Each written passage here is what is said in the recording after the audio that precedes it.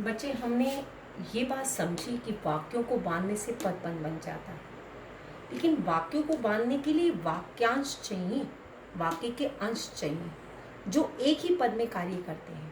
वाक्य के अंश जो एक पद में कार्य करते हैं उसे पदबंध कहते हैं। फिर हमने तीनों बातों को समझा, वाक्य, वाक्यांश और पदबंध। लेकिन आपने ये बात ध्यान रखनी है कि पदबंध में जो मुख्य पद है वो उस पद को हमें पदबंध कहना है और दूसरे पद उसकी विशेषता को बताते हैं। पदबंध के अंदर जो मुख्य पद है अर्थात जो कार्य कर रहा है उसे हम क्या कहेंगे? पदबंध। हमने एक उदाहरण के द्वारा आपको समझाया कि तालाब में रंग बिरंगे बहुत सुंदर कमल खिले हैं। अब मैंने कहा कि रंग बिरंगे बहुत सुंदर, ये क्या है? इसकी विशेषता को बता रहे हैं। कमल क्या है? मुख्य। अगर मुख्य है तो ये पदबंध बन गया। अब खिले हैं और तालाब में, ये वाक्य के अंश के साथ जुड़ गए अर्थात वाक्य को जोड़ने के लिए बन गए, तो ये क्या बन गया? पूरा वाक्य पदबंध। लेकिन मुख्य क्या था? कमल। अर्थात पदबंध के अंदर जो मुख्य है वो पूरे वाक्य को साथ जोड़ता है और उसके लिए क्या चाहिए? वाक्य के अंश। और वाक्य तो हमारा है ही, तो वो क्या बन गया?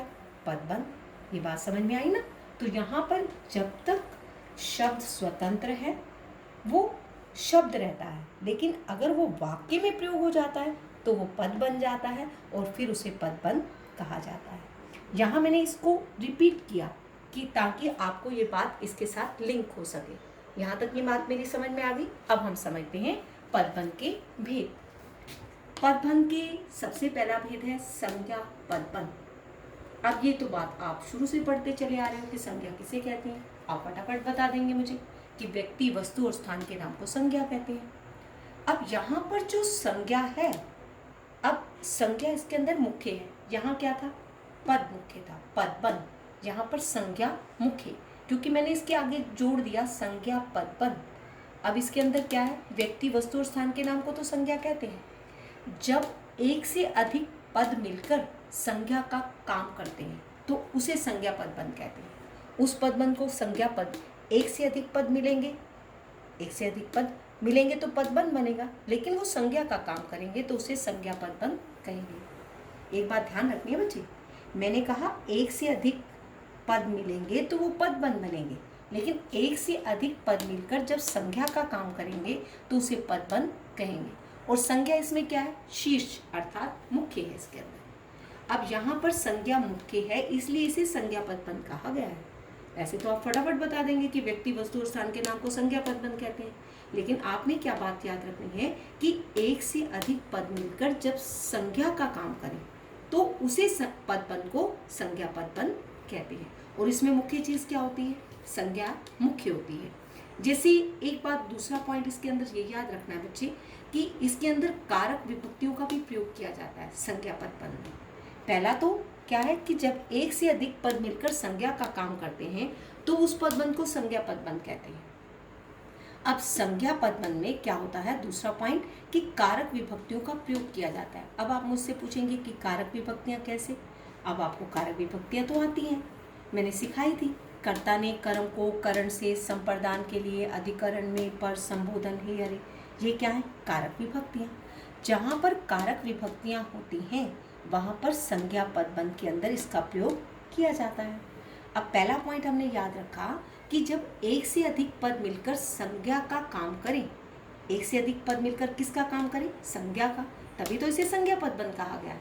लेकिन इसके अंदर संज्ञा मुख्य होती है। लेकिन दूसरा पॉइंट आपको नियम को याद रखना है कि इसके अंदर कारक विभक्ति का भी प्रयोग किया जाता है। उदाहरण के द्वारा समझते हैं। राम भक्त हनुमान ने लंका में आग लगा दी। अब यहाँ पर हनुमान ने क्या है? कर्ता ने, विभक्ति लगी हुई है। अब इसमें राम भक्त हनुमान क्या है? संज्ञा। अब हनुमान, राम भक्त हनुमान क्या है? मुख्य, अर्थात संज्ञा का काम कर रहा है। अब एक बात हो याद रखना कि जब विभक्ति लग जाए तो अंत का वाक्य जो होता है भूतकाल में लिखा जाता है। राम भक्त हनुमान ने लंका में आग लगा दी। अब अगर वो संज्ञा का काम कर रहा है तो वो संज्ञा पदबंध है। और दूसरा नियम मैंने आपको क्या सिखाया कि इसके अंदर कारक विभक्ति का प्रयोग किया जाता है। एक बार और समझ लीजिए कि संज्ञा पदबंध के अंदर व्यक्ति, वस्तु और स्थान के नाम को संज्ञा कहते हैं, लेकिन जब एक से अधिक पद मिलकर संज्ञा का काम करें तो उस पदबंध को क्या कहते हैं? संज्ञा पदबंध। एक से अधिक पद मिलते हैं और वह संज्ञा का काम करते हैं। पद तो मिलते हैं लेकिन किसका काम करते हैं? संज्ञा का। जब वे संज्ञा का काम करते हैं तब उसे संज्ञा पदबंध कहते हैं। एक से अधिक पद मिलेंगे तो उसे पदबंध कहा जाएगा, ये बात याद रखना। अब एक से अधिक पद मिलकर संज्ञा का काम करते हैं तो वो संज्ञा पदबंध हो जाता है। और संज्ञा पद में दूसरा नियम क्या याद रखना है कि इसके अंदर कारक विभक्तियों का प्रयोग किया जाता है।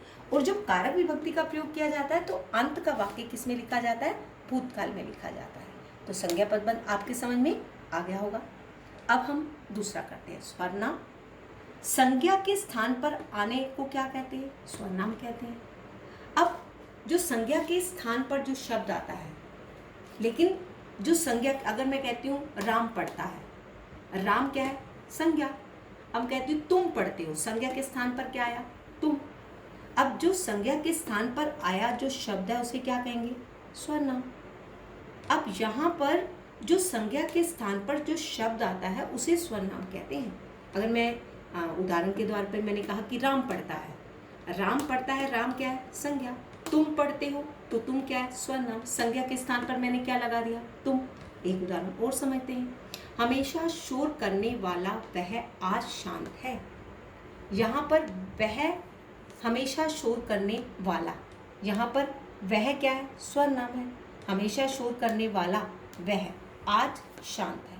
यहाँ पर संज्ञा के स्थान पर किसका प्रयोग किया गया?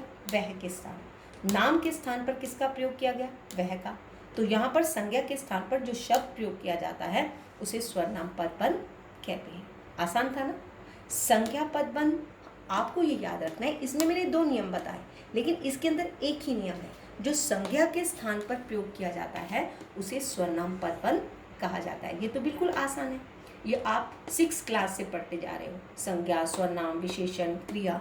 लेकिन आपको ये बात समझनी है कि उस नियम को आपने बात ध्यान रखनी है कि इसके अंदर क्या नियम लगेगा और इसके अंदर क्या नियम लगेगा। आपने संज्ञा पदबंध में क्या सीखा?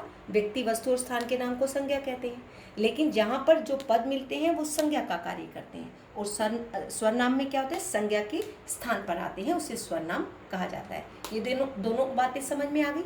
अब हम आगे बढ़ेंगे।